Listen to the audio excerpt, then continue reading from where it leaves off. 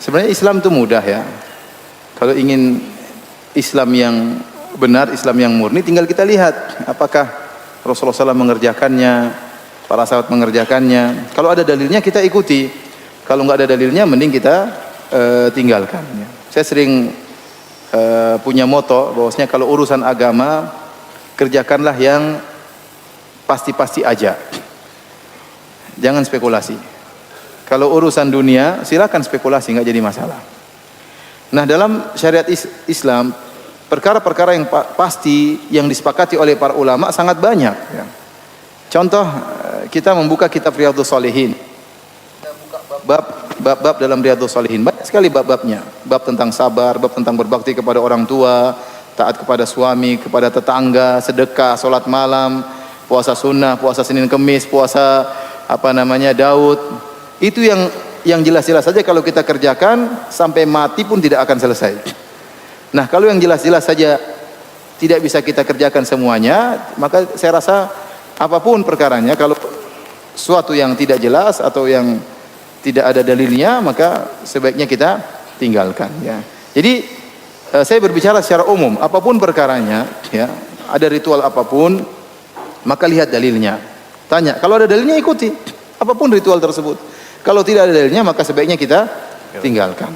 Karena Rasulullah SAW bersabda, wa khairul huda Muhammadin sallallahu alaihi wasallam. Sebaik-baik petunjuk Rasulullah SAW.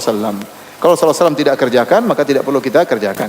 Contoh, ada seorang mengajarkan kita ritual tertentu. Contoh saya sebutkan contoh seperti ada orang sholat 2 rakaat setelah sa'i. Ini saya sering lihat orang Indonesia. Disunahkan setelah tawaf sholat 2 rakaat. Setelah sa'i cukur rambut selesai. Tidak ada 2 rakaat setelah apa? Sa'i. Sebagian orang sholat 2 rakaat setelah sa'i. Kita katakan ini tidak dicontohkan oleh Nabi SAW. Karena kalau anda mengatakan ini dianjurkan 2 rakaat setelah sa'i, seakan-akan umrohnya Nabi dulu kurang mantap, kurang lengkap. Maka anda melengkapi dengan 2 rakaat setelah apa? Sa'i. Ya. Sementara para sahabat semuanya tatkala umroh tidak ada mereka mengerjakan 2 rakaat setelah sa'i. Ustaz, sholatkan baik, ya baik, tetapi anda seakan-akan melengkapi ritualnya Nabi SAW. Nanti kalau kita bolehkan anda sholat 2 rakaat setelah sa'i, nanti ada yang punya ide lagi, 2 rakaat kurang, bagaimana kalau 4 rakaat setelah sa'i?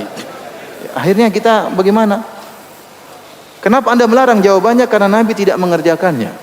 Ingat perkataan Imam Malik rahimahullahu ta'ala, faman lam yakun yauma idin dinan falan yakunal yauma dina. Kata Imam Malik, apa yang di zaman Nabi bukan agama, zaman sekarang juga bukan agama. Ini kaidah Imam Malik. Apa yang di zaman Nabi bukan agama, zaman sekarang juga bukan agama. Bagaimana suatu perkara di zaman Nabi bukan agama, kok sekarang jadi agama? Akhirnya orang berani membuat ritual solat ini, ritual solat anu, ya. Sampai saya ditanya waktu itu, Ustadz, bagaimana hukum solat birrul walidain? Saya bilang saya baru dengar. Ya. Kalau solat duha ada, solat tahajud ada, solat birrul walidain saya baru dengar. Nah, anda kalau mau berbakti sama orang tua silakan, tapi jangan bikin solat namanya sirut apa? Solat birrul walidain. Nanti lama-lama ada yang bikin sholat poligami. Maka tidak perlu kita buat ritual yang baru. Dan ingat ibu-ibu yang dirahmati Allah Subhanahu wa taala, ada perkara-perkara yang ternyata diperselisihkan oleh para ulama. Ya, kalau ternyata itu memang benar-benar diperselisihkan oleh para ulama, masing-masing merasa punya dalil, satu mengatakan boleh, satu mengatakan tidak boleh, satu mengatakan haram, satu mengatakan tidak halal, satu mengatakan disyariatkan, satu mengatakan tidak disyariatkan, maka kalau memang masing-masing punya dalil, kita teliti dalam buku literatur yang klasik, kita dapati itu sudah khilaf, maka hendaknya kita berlapang dada.